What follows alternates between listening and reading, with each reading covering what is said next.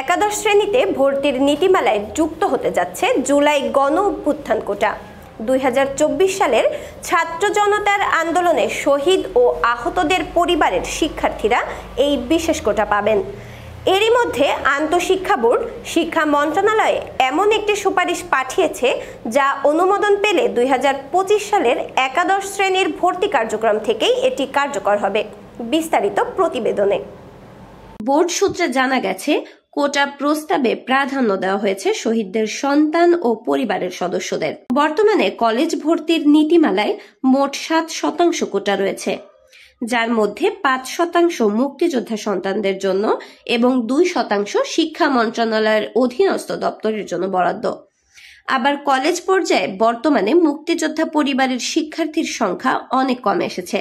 নাতি নাতনিদের কোটাও উচ্চ আদালতের রায় বাতিল হয়েছে। তাই বিদ্যমান কোটা ব্যবস্থার বাস্তবতা পর্যালোচনা করে একে পুনর্গঠনের প্রক্রিয়া করা হচ্ছে। বোর্ডের এক পরিদর্শক নাম প্রকাশ না করার শর্তে বলেন, মুক্তিযোদ্ধার সন্তানেরা এখন কলেজ পর্যায়ে তেমন নেই বললেই চলে। বাস্তবসম্মত ও ঐতিহাসিক ভিত্তিতে নতুন কোটার দরকার ছিল। এই পরিবর্তনের মধ্য দিয়ে একাদশ শ্রেণীর ভর্তি নীতিমালায় আরো বেশ কিছু সংস্কার আসতে যাচ্ছে।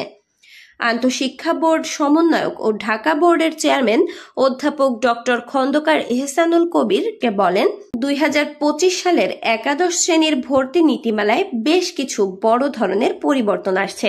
কোটা ব্যবস্থা, মেধাক্রম অনুযায়ী অগ্রাধিকার, মাইগ্রেশন প্রক্রিয়া এবং বেসরকারি কলেজগুলোর সংকট বিবেচনায় খসড়া তৈরি করে তা শিক্ষা মন্ত্রণালয়ে পাঠানো হয়েছে। এছাড়া নতুন নিয়মে ভর্তি কার্যক্রমে সময়সীমা নির্ধারণ, কারিগরি ও ভোকেশনাল শিক্ষার প্রতি উৎসাহ এবং কম মানের কলেজগুলোর সংকট নিরসনে উদ্যোগ নেওয়ার কথাও বলা হয়েছে।